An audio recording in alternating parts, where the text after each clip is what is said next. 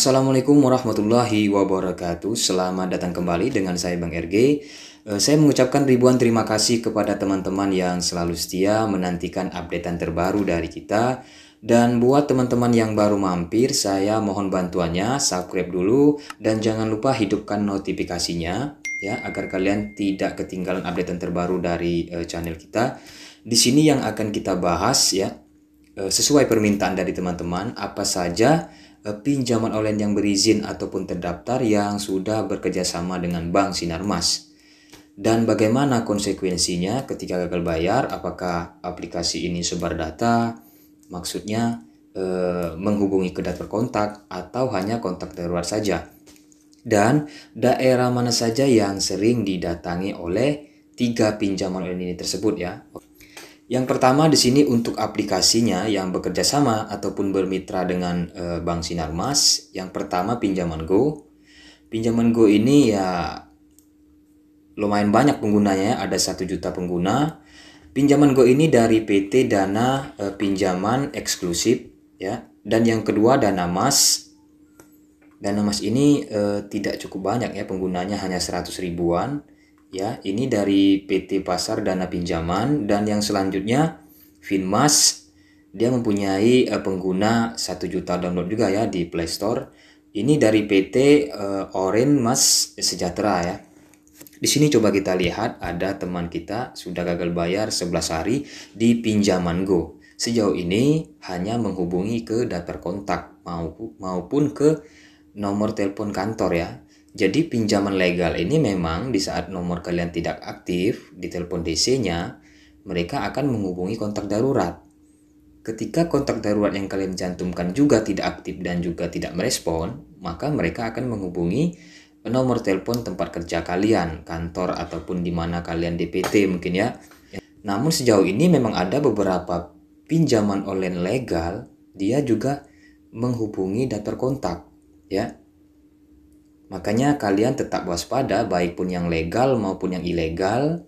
Ketika kalian ingin mengajukan pinjaman online yang sudah berizin ya ataupun terdaftar, kalian lihat dulu aksesnya.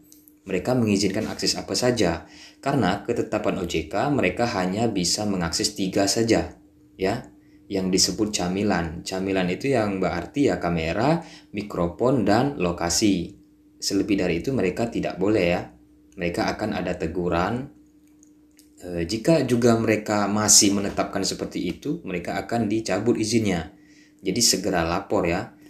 Oke, di sini udah gagal bayar ya 11 hari. Sejauh ini ya sebatas kontak darurat saja. Ya, karena kontak darurat masih menanggapi dan nanti akan dilanjutkan ke nomor kantor ketika kontak darurat tidak menanggapi. Konsekuensinya bagaimana jika kalian gagal bayar di aplikasi ini? Tentu nanti ya data kalian akan di blacklist. Bisa saja terjadi. Namun sejauh ini 3 aplikasi pinjaman ini tidak masuk biaya checking ya. Itu menurut pendapat saya. Sejauh ini teman-teman yang masuk belum ada. Kecuali yang pernah itu ya, yang sering itu aku laku.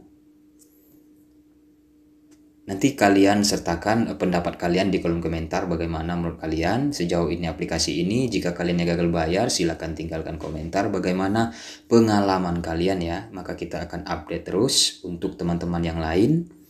Nah, konsekuensinya bisa saja mereka akan menyerahkan data kalian ke BI checking ataupun silik OJK. Tapi sejauh ini ketika gagal bayar pinjol legal, data kalian akan dimuat ke Pusdapil ya, data-data debitur yang gagal bayar di pinjaman online, jadi datanya dimuat ke Pusdapil ya. Namun sejauh ini 3 ini tidak ada. Jika di antara kalian ada gagal bayar di aplikasi ini ya, DC-nya terus menteror kalian, melakukan penagihan, kalian jelaskan saja. Atau kalian yang mau membayar silakan kalian bernegosiasi, dicoba dulu ya. Banyak teman-teman yang bertanya sama saya apakah bisa negosiasi. Harusnya kalian coba dulu. Karena saya beberapa udah saya bantu ya, seperti kemarin di aplikasi Ada Kami, Kredit Pintar, maupun ya di Julo, itu sudah berhasil saya bantu meminta negosiasi. Lebih baik kalian coba saja dulu. Biasanya ada beberapa legal memang dia menawari diskon pembayaran ya. Dan jika memang negosiasi juga kalian misalnya tidak bisa membayar pokoknya juga tidak bisa, lebih baik kalian tinggalkan saja dulu. ya. Balas saja dulu WA-nya. Misalnya Desinya menagih, saya belum ada uang, nanti suatu saat saya ada uang akan saya bayar. Udah, ganti aja nomor. Tinggali dulu sementara. Nah, ketika kalian ada uang, barulah kalian bayar lagi. Untuk masalah ancaman, masalah hukum ya, akan menjerat proses ke hukum, menjerat kalian ke penjara ya, masalah hutang itu sejauh ini tidak ada. Tidak ada masalah pinjaman online masuk penjara, sejauh ini itu tidak ada sama sekali. Itu hanya ancaman mereka. Nah, apalagi untuk yang misalnya yang di luar apa ya, standar opsional kerja mereka akan mengirim apa debt collector, merebut barang di rumah untuk dijual. Mohon dikardusin katanya. Itu kan banyak seperti itu. Kami akan menjual, lebihnya kami akan kembalikan. Seperti itu banyak ya yang legal.